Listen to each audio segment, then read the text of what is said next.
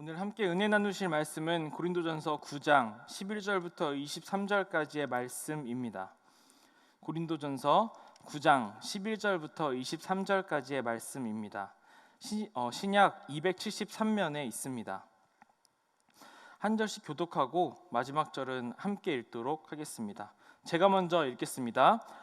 우리가 너희에게 신령한 것을 뿌렸은즉 너희의 육적인 것을 거두기로 과하다 하겠느냐? 다른 이들도 너희에게 이런 권리를 가졌거든 하물며 우리일까 보냐. 그러나 우리가 이 권리를 쓰지 아니하고 범사에 참는 것은 그리스도의 복음에 아무 장애가 없게 하려 함이로다. 성전의 일을 하는 이들은 성전에서 나는 것을 먹으며 제단에서 섬기는 이들은 제단과 함께 나누는 것을 너희가 알지 못하느냐? 이와 같이 주께서도 복음 전하는 자들이 복음으로 말미암아 살리라 명하셨느니라.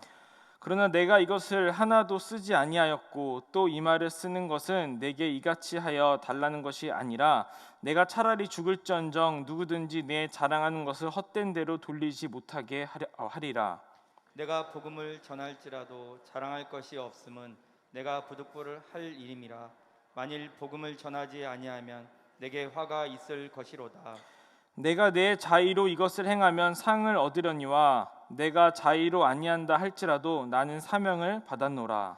그런즉 내 상이 무엇이냐? 내가 복음을 전할 때 값없이 전하고 복음으로 말미암아 내게 있는 권리를 다 쓰지 아니하는 이것이로다. 내가 모든 사람에게서 자유로우나 스스로 모든 사람에게 종이 된 것은 더 많은 사람을 얻고자 함이라. 유대인들에게 내가 유대인과 같이 된 것은 유대인들을 얻고자 하며 율법 아래에 있는 자들에게는 내가 율법 아래에 있지 아니하나 율법 아래에 있는 자같이 된 것은 율법 아래에 있는 자들을 얻고자 하며 율법 없는 자에게는 내가 하나님께는 율법 없는 자가 아니요 도리어 그리스도의 율법 아래에 있는 자이나 율법 없는 자와 같이 된 것은 율법 없는 자들을 얻고자 함이라. 약한 자들에게 내가 약한 자와 같이 된 것은 약한 자들을 얻고자 하며 내가 여러 사람에게 여러 모습이 된 것은 아무쪼록 몇 사람이라도 구원하고자 함이니. 함께 읽겠습니다. 내가 복음을 위하여 모든 것을 행함은 복음에 참여하고자 함이라. 아멘. 할렐루야. 아멘. 은혜를 사모하여 이 자리에 나오신 우리 모든 성도님들을 주님의 이름으로 축복합니다. 은혜를 사모하여 이 자리를 지키는 모든 우리 성도님들에게, 하나님의 백성들에게 하나님께서 축복하시고 풍성한 은혜를 허락하실 줄 믿습니다. 오늘 저는 권리를 누리지 않을 권리라는 제목으로 말씀을 전하려고 합니다. 지난주에 우리는 고린도전서 8장을 통해서 그리스도인의 행동함에 있어서 형제들과 공동체를 위해서 그들에게 미칠 영향력을 고민하면서 행동해야 함을 말씀을 통해서 살펴보았습니다. 그리고 이를 위해서 성숙한 지식을 가지고 성숙한 행함이 있어야 함도 살펴보게 되었습니다. 이 가르침을 이야기하기 위해 사도 바울은 고린도전서 8장에서 교리와 신앙의 원리들을 이해하기 쉽게 논리적으로 그리고 비교적 단순하게 이렇게 이야기하는 것을 우리가 보았었죠. 우리가 오늘 살펴볼 고린도전서 9장도 이 내용이 연결되는 내용을 가지고 있습니다. 8장에서 설명한 것처럼 자유와 권리에 대한 이야기가 9장에서도 비슷하게 주된 키워드로 이어지고 있는 것이죠. 그런데 이렇게 8장과 이어지는 비슷한 이 맥락의 이야기를 하고 있는 9장을 읽다 보면 이게 과연 8장과 같은 편지 안에 쓰여진 이야기인가? 글이 맞는가? 라는 의문을 갖게 됩니다. 왜냐하면 이 바울이 8장에서 이야기하는 방식하고 이 9장에서 이야기하는 방식이 너무나도 다르기 때문입니다. 8장은 교리와 신앙의 원리들을 조곤조곤 논리적으로 단순하게 이야기하고 있습니다.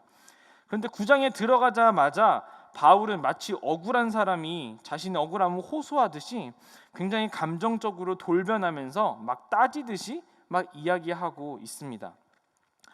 바울이 감정적으로 쏟아내는 듯한 이 9장의 말씀을 이해하기 위해서 우리 찬찬히 살펴볼 필요가 있는데요. 우선 오늘 우리가 읽은 이 고린도전서 9장의 내용을 간단하게 요약하면 세 문장으로 요약할 수 있습니다. 첫째는 바울은 사도이다. 둘째는 사도들은 그 누릴 수 있는 어떠한 권리들이 있으며 바울은 사도이기 때문에 이 사도들의 권리를 누릴 수 있다. 셋째는 그러나 바울은 그 사도들이 누릴 수 있는 권리를 누리지 않았다입니다. 이 간단하게 세 줄로 요약할 수 있는 고린도전서 9장에 대해서 다양한 해석과 바울의 편지를 쓴 의도에 대한 다양한 이해들이 있는데요.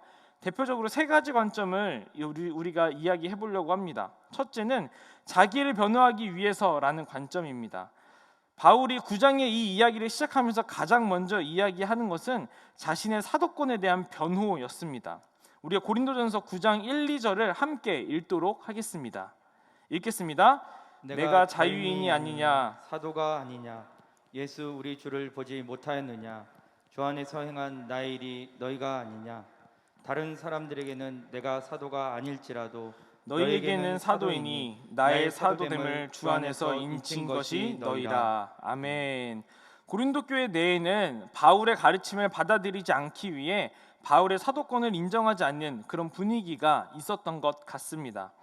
사실 바울은 예수님을 직접 본 12제자 중에 한 명도 아니었고, 원래는 예수님의 제자들과 그리스도인들, 성도들을 괴롭히고 잡아 죽이는 그런데 열심이었던 유대인이었습니다. 아무래도 이런 과거가 있고 다른 사도들에 비해 예수님과의 연결성이 약했기 때문에 바울의 가르침을 듣지 않고자 했던 사람들은 이 바울의 권위를 떨어뜨리기 위해서 이런 것들을 가리키면서 지적했던 것입니다. 이런 사람들의 주장에 대해서 바울은 나는 예수님의 살아생전을 보지는 못했지만 분명히 다메섹 도상에서 예수님을 만났고 주님 안에서 사도로서 복음을 전하고 있으며 그 열매가 바로 너희 고린도 교회라고 지금 이야기하고 있는 것입니다. 그래서 다른 사람들은 몰라도 너희 고린도 교회 성도들은 나 바울의 사도권에 대해서 의심할 수 없다. 너희 고린도 교회의 존재 자체가 나 바울이 주께서 보내신 사도라는 확실한 증거다라고 지금 이야기를 하고 있는 것입니다. 이렇게 이야기하고 있는 것을 보면서 어떠한 사람들은 바울이 자신의 사도권을 위협하는 그 무리로부터 자신의 사도권을 지키기 위해 이 구장을 쓰고 있다고 지금 이해한다는 것입니다. 이러한 이해는 틀린 이해는 아닌 것 같은데 이 구장을 전체적으로 봤을 때는 조금 부족한 이해인 것 같습니다. 고린도전서 9장에서의 바울의 마음을 이해하는 둘째 관점은 자신의 권리를 챙겨주지 않고 오히려 반대하고 대적하는 이 고린도 교회에 대한 서운함을 표현하기 위해서 바울이 이 고린도전서 9장을 썼다라고 생각하는 관점입니다. 바울은 자신이 누릴 수 있는 권리들을 쭉 나열하면서 고린도 교회 교인들에게 자신의 권리를 확인시켜주고 있습니다. 고린도전서 9장 3절부터 7절까지의 말씀을 같이 읽도록 하겠습니다. 읽겠습니다. 나를 비판하는 자들에게 변명할 것이 이것이니 우리가 먹고 마실 권리가 없겠느냐. 우리가 다른 사도들과 주의 형제들과 게바와 같이 믿음에 자매된 아내를 데리고 다닐 권리가 없겠느냐. 어찌 나와 바나바만 일하지 아니할 권리가 없겠느냐. 누가 자기 비용으로 군복무를 하겠느냐. 누가 포도를 심고 그 열매를 먹지 않겠느냐. 누가 양떼를 기르고 그 양떼의 젖을 먹지 않겠느냐. 아멘. 사도 바울은 자신이 편하게 먹고 마실 권리, 아내를 데리고 다닐 권리, 따로 일하지 않고 교회의 지원을 받으며 사역을 감당할 권리 등을 이야기하면서 지금 자신과 바나바는 이런 권리를 누리지 않고 있다고 이야기하고 있는 것입니다. 이 부분을 읽으면서 어떠한 사람들은 열심히 사역하고 있는 이 바울과 바나바에게 이런 것들에 대해서는 지원도 하지 않고 오히려 대적하고 있는 고린도 교회를 이 바울이 돌려서 비판하기 위해 이 고린도전서 9장을 쓰고 있다고 이해를 하는 것이죠.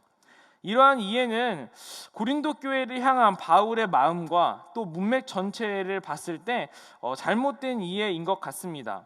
왜냐하면 바울이 지금 자신의 권리를 하나하나 나열하면서 이야기하고 있는 것이 그런 목적과 마음으로 이야기하는 것이 아닌 것 같기 때문입니다.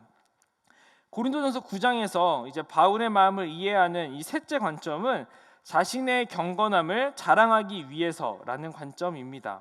우리 고린도전서 9장 15절 말씀을 함께 읽도록 하겠습니다. 읽겠습니다. 그러나 내가 이것을 하나도 쓰지 아니하였고 또 이 말을 쓰는 것은 내게 이같이 하여 달라는 것이 아니라 차라리 죽을지언정 누구든지 내 자랑하는 것을 헛된 대로 돌리지 못하게 하리라. 아멘. 이 말씀은 바울은 고린도 교회가 자신의 권리를 안 챙겨줘서 권리들을 누리지 못하고 있다고 말하는 것이 아니라 오히려 자신이 스스로 그 권리들을 쓰지 않는다고 이야기하고 있는 것입니다. 그러면서 이러한 내 자랑을 헛된 데 돌리지 못하게 하기를 원한다고 바울은 이야기하고 있습니다. 이 모습을 봤을 때 바울이 자신의 경건함을 자랑하기 위해서 이 고린도전서 9장을 썼다고 이해하는 사람들이 있다는 것이죠. 이러한 이해는 큰 문제가 있진 않은 것 같습니다만 충분한 이해가 아닌 것처럼 보입니다.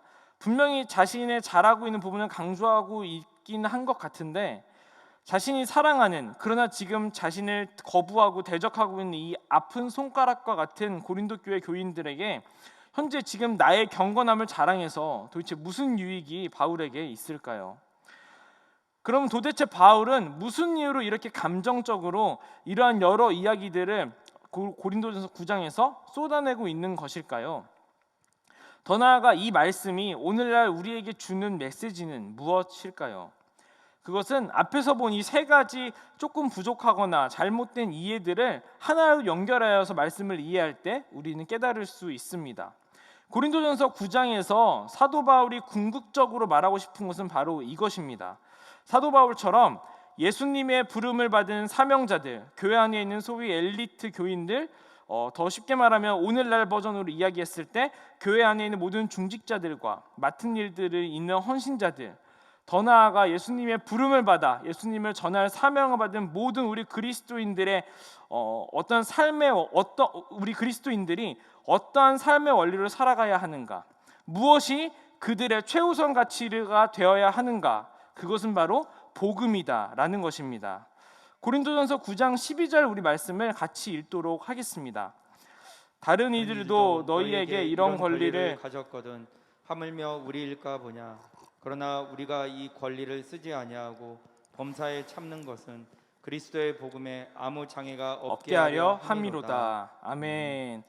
바울이 자신의 사도권을 변호하면서 이야기를 시작한 이유는 본인이 예수님의 부름을 받은 자임을 먼저 확증하기 위함이었습니다.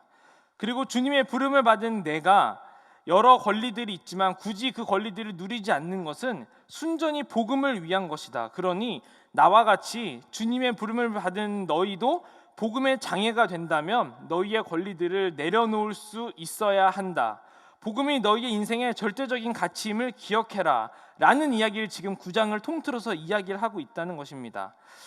사랑하는 성도님들, 사랑하는 마음과 안타까운 마음으로 고린도 교회를 향해 외치고 있는 이 사도 바울의 가르침이 오늘날 우리를 향한 주님의 마음인 줄 믿습니다. 예수님을 전하기 위해 부름받은 모든 성도들, 저와 여러분들이 어떠한 삶의 원리로 살아가야 하는가, 바로 복음을 인생의 절대적인 우선, 최고의 가치로 두고 살아가는 것, 복음을 위해서는 나의 모든 당연한 권리들까지도 포기할 수 있는 것, 그것이 사도 바울이 고린도 교인들에게 열변을 토하며 말하고자 했던 것이고 우리를 부르신 주님께서 우리에게 바라시는 삶의 원리라는 것입니다. 사실 수요 예배 정도 나오시는 우리 성도님들이시라면 신앙생활을 하면서 복음이 정말 중요하고 우리의 삶의 최고의 가치를 두어도 아깝지 않은 것임을 우리 모두 잘 알고 계실 것입니다. 하지만 그런 것을 알고 있는 것과는 별개로 우리의 일상 속에서 복음을 최우선의 가치로 두고 산다는 것은 정말 쉽지 않은 일인 것 같습니다. 바울처럼 많은 당연한 나의 권리들을 포기해야 할 수도 있고 많은 것들을 손해볼 수도 있습니다. 사도 바울은 어떻게 이렇게 당당하게 자신을 보여주며 따라오라고 말할 만큼 복음을 삶의 최우선으로 둘 수 있었을까요? 어떻게 하면 우리의 삶의 최우선의 가치를 복음에 두는 삶을 살 수 있었을까요? 오늘 말씀인 고린도전서 9장에 나오는 이 바울의 마음을 통해서 그 비결을 같이 나누는 시간이 되기를 소망합니다. 바울을 내 인생의 최우선의 가치로 두는 삶을 위해서 필요한 마음 첫 번째는요, 바로 복음을 사명으로 받아들이는 마음입니다. 오늘 말씀 16절, 17절을 우리 함께 읽도록 하겠습니다. 내가 복음을 전할지라도 자랑할 것이 없음은 내가 부득불할 일임이라. 만일 복음을 전하지 아니하면 내게 화가 있을 것이로다. 내가 자의로 이것을 행하면 상을 얻으려니와 내가 자의로 아니한다 할지라도 나는 사명을 받았노라. 아멘. 바울은 복음을 사명으로 받았다고 이야기하고 있습니다. 사명이 무엇인가요? 사명은 맡겨진 임무입니다. 바울의 마음속에 복음은 하나님께서 바울에게 맡기신 임무라고 생각하고 있는 것입니다. 바울이 아직 예수님을 만나지 못했을 때, 한창 성도들을 괴롭히고 잡으러 다니던 그때에 예수님께서 다메섹 도상에서 바울을 찾아오신 사도행전 9장의 사건을 우리는 모두 잘 알고 있지 않습니까? 바울은 자신이 하나님의 백성으로서 잘 살고 있다고 믿으며 열심히 그리스도인들을 박해하고 다녔습니다. 그때 예수님은 바울을 찾아오셨고 만나 주셨습니다. 예수님을 만난 바울의 마음이 어땠을까요? 부끄럽고 쑥스러웠을까요? 단지 그 정도의 문제는 아니었을 것입니다. 살아계신 하나님의 아들 예수께서 당장 심판하셔서 죽이셔도 할 말이 없는 그런 정말 얼굴을 들 수 없는 절망적인 상황이었을 것입니다. 아니면 아예 다메섹 도상에서처럼 찾아오지도 않으셔서 영원히 예수를 만약에 몰랐다면, 그냥 그렇게 그리스도인들을 핍박하면서 살았다면 그는 결국 죽을 때까지 그리스도인들을 핍박하다가 죽어서 영원한 심판을 받을 운명이었을 것입니다. 바울은 다메섹 도상에서 그리스도인들이 믿는 그 예수가 진짜 하나님이고 자신이 방금까지 그분의 백성들을 핍박하고 다녔기 때문에 이렇게나 저렇게나 죽은 인생이라는 엄청난 절망감을 느꼈을 것이라는 것이죠. 그러나 주님은 그 바울을 심판하시거나 죽이지 않으시고 바울이 더 살 수 있는 이유, 더 살아야 할 이유를 바울에게 주셨습니다. 함께 우리 사도행전 9장 15절 말씀을 읽도록 하겠습니다. 읽겠습니다. 주께서 이르시되 가라, 이 사람은 내 이름을 이방인과 임금들과 이스라엘 자손들에게 전하기 위하여 택한 나의 그릇이라. 아멘. 이방인들에게 예수의 이름을 전하기 위해 부름받음, 즉 바울에게는 이방인을 위한 사도가 되라는 사명이 주어진 것입니다. 이미 어떻게든 죽고 영원한 심판밖에 남지 않은 바울에게 이 사명은 그가 다시 살 수 있는 이유가 된 것입니다. 그래서 사도 바울의 마음 안에는 항상 이 사명이 살아 있었습니다. 그리고 이 사명이 그를 살게 했습니다. 갈라디아서 2장 20절에 있는 바울의 고백을 제가 읽어드리겠습니다. 내가 그리스도와 함께 십자가에 못 박혔나니 그런즉 이제는 내가 사는 것이 아니요 오직 내 안에 그리스도께서 사시는 것이라. 이제 내가 육체 가운데 사는 것은 나를 사랑하사 나를 위하여 자기 자신을 버리신 하나님의 아들을 믿는 믿음 안에서 사는 것이라. 아멘. 더 이상 내가 사는 것이 아니라 그리스도가 사시는 것, 더 이상 내가 내 인생의 주인이고 내 마음대로 하겠다는 그런 주장을 할 수 없다는 것, 그것이 사도 바울이 사는 이유였고 사도 바울이 자신의 삶에 대해서 가지고 있던 이해였던 것입니다. 그렇기 때문에 그에게 자기 자신의 유익을 위한 권리들은 더 이상 중요하지 않았던 것입니다. 심지어 복음을 전하는 데 있어서 목숨이 위태롭다 할지라도 그는 마다하지 않았습니다. 왜냐하면 이미 죽은 목숨이 죽지 않고 살 수 있게 하신 이유가 바로 복음이었기 때문이죠. 사랑하는 성도님들, 우리는 어떤가요? 우리는 사도 바울보단 그래도 좀 나은 사람인 것 같으십니까? 사도 바울보다 덜 절망스러운 사람일까요? 제가 저번에도 이야기했지만 우리에게 복음이 전해진 것은 정말 말도 안 되는 기적입니다. 2000년 전에 지구 반대편에서 살았던 예수라는 한 사람을 2000년 후에 지구 반대편의 대한민국이라는 나라에서 사는 우리가 믿고 있다는 것, 그래서 우리가 구원을 받았다는 것, 이것은 그리스도인들을 열심히 핍박하던 사도 바울이 구원받은 것보다 어떻게 보면 더 절망적이면 절망적이지 절대 일반적이고 당연한 사건이 아니라는 것입니다. 사도 바울보다 더 기적과 같은 은혜가 우리에게 임한 것임을 믿으시기를 바랍니다. 주님이 아니면 주님을 모르고 평생 죄만 짓다가 죽어서 영원한 심판을 받을 지구 반대편 어딘가에서 아무 가치 없는 우리들, 그런 우리를 하나님께서는 하나님의 백성으로 부르고 구원해 주셨습니다. 그리고 우리들에게 이 세상 끝날까지 주님의 증인으로 살라고 사명을 주셨습니다. 이 사도 바울보다 더 절망적이고 아무 가치 없는 상태인 나를 불러주시고 구원하신 이 하나님의 은혜를 안다면 우린 더 이상 나의 권리와 나의 유익과 심지어 나의 목숨조차도 복음과 사명보다 더 중요하게 여길 수 없다는 것입니다. 우리가 왜 복음을 내 인생의 최우선 가치로 두지 못할까요? 왜 항상 내 유익과 편의와 욕심으로 복음의 방해가 되는 실수를 범할까요? 그것은 내가 얼마나 절망적인 존재였는지를 덜 느끼거나 혹은 자주 잊기 때문일 것입니다. 바울과 같이 내가 핍박했던 예수님을 독대했을 때 느꼈을 그 처절한 절망감과 같은 그 절망감이 내 인생에서 그렇게 크게 느껴지지 않기 때문이라는 것입니다. 아직 세상적으로나 가정에서나 나는 괜찮은 사람이고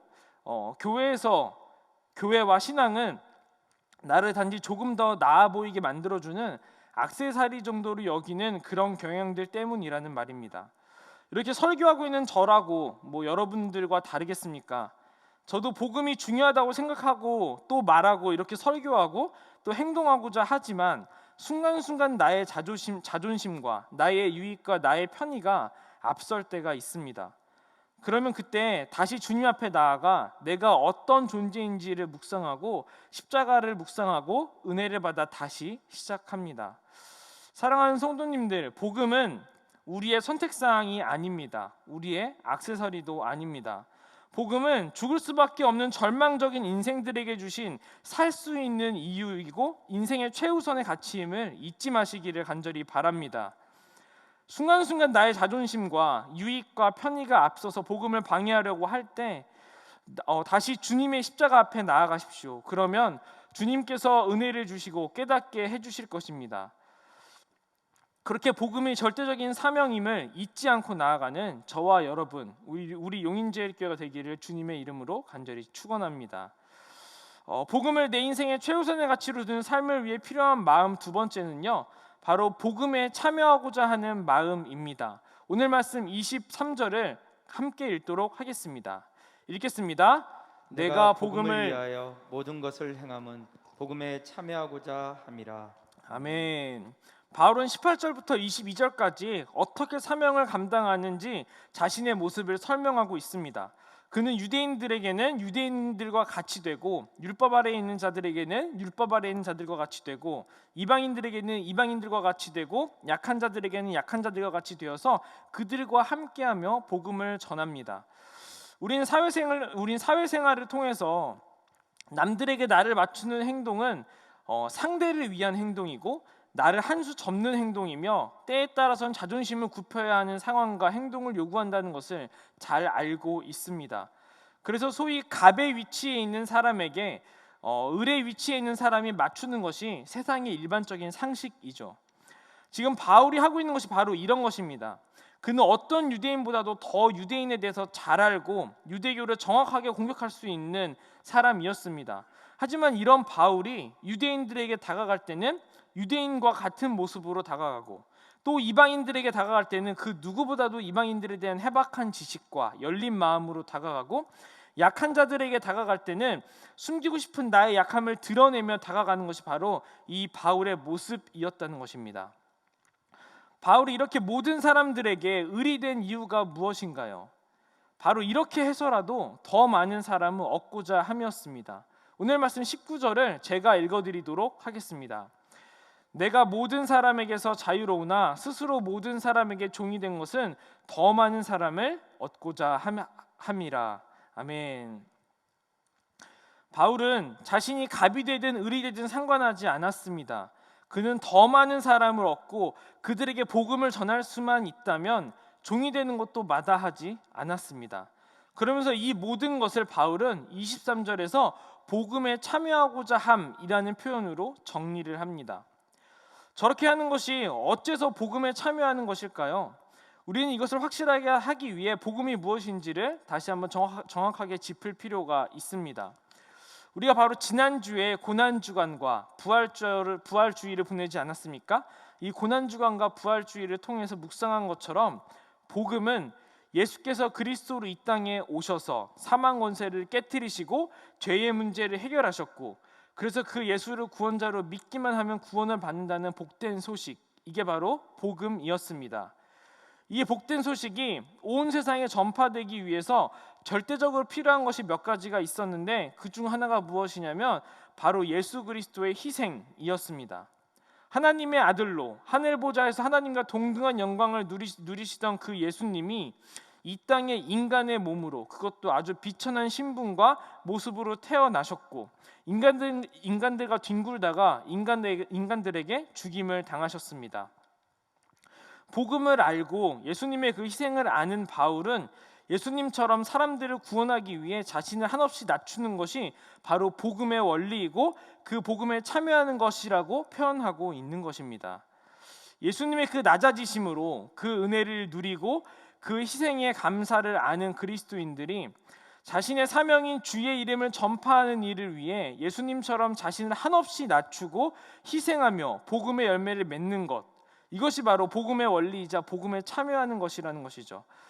사랑하는 성도님들, 우리가 왜 전도하기 위해 그들에게 맞추고 나를 낮추고 그들을 섬기고 그래야 할까요? 바로 예수님이 우리에게 그렇게 하셨기 때문입니다. 구원의 역사를 위해서 예수님이 그렇게 하셨고, 자신의 제자들에게도 그 원리를 따라야 한다고 가르쳐 주셨습니다. 저와 여러분, 우리 용인제일교회가 이렇게 온전히 복음에 참여하는 자들, 복음에 참여하기를 기뻐하는 교회가 되기를 간절히 소망합니다. 예수 그리스도의 이름이 전파되기 위해서 나 자신을 낮추고 남에게 나 자신을 맞출 수 있는 여유로움이 있는 교회가 되기를 소망합니다. 이 복음의 원리를 잘 기억해서 많은 복음의 열매를 맺는 저와 여러분, 우리 용인제일교회가 되기를 주님의 이름으로 간절히 축원하고 축복합니다. 이제 말씀을 맺겠습니다. 저는 오늘 말씀을 묵상하면서 이 권리라는 단어에 대해서 생각을 많이 하게 되었습니다. 권리의 사전적 정의는 어떠한 일을 행하거나 요구할 수 있는 힘이나 자격을 말합니다. 나에게 유리하고 편하고 이익이 되는 것을 정당하게 요구할 수 있게 하는 것, 이게 바로 권리인 것이죠. 오늘 설교의 제목처럼 사도 바울에게 있어서 권리를 누리지 않을 권리란 복음의 유익이 되는 것을 위해 자기 자신의 이익과 편의를 위한 모든 권리를 누리지 않는 것, 포기하는 것이었습니다. 왜냐하면 내 인생에 제일 가치 있고 제일 우선되는 것이 바로 복음이었기 때문입니다. 복음을 위해서라면 어떠한 유익과 어떠한 권리도 누리지 않기를 마다하지 않는 것, 이것이 바로 주님께 부름받은 그리스도인의 삶의 양식이라는 것입니다. 이러한 삶을 살기 위해서 우린 두 가지 마음이 있어야 한다고 했습니다. 하나는 복음을 사명으로 받아들이는 마음이었습니다. 받을 자격이 없는 나에게 주신 것, 복음이 선택사항이 아니라 부득불 반드시 지켜야 하는 것이라는 마음이었습니다. 다른 하나는 복음에 참여하고자 하는 마음이었습니다. 예수님의 모범을 따라 영혼을 구원하고 복음을 전하기 위하여 끝까지 낮아질 수 있는 마음, 예수님의 십자가의 길을 따라가려는 마음이었습니다. 사랑하는 성도님들, 우리 용인제일교회가 이런 교회가 되기를 간절히 소망합니다. 이 교회 안에 있는 저와 여러분이 이렇게 바울처럼 복음을 최우선의 가치로 두고 나를 위한 권리들을 기꺼이 누리지 않을 그러한 권리를 사용하는 자들이 되길 간절히 소망합니다. 그래서 하나님의 나라의 크고 영광스러운 일에 귀하게 쓰임받는 저와 여러분, 우리 용인제일교회가 되기를 주님의 이름으로 간절히 축원하고 축복합니다.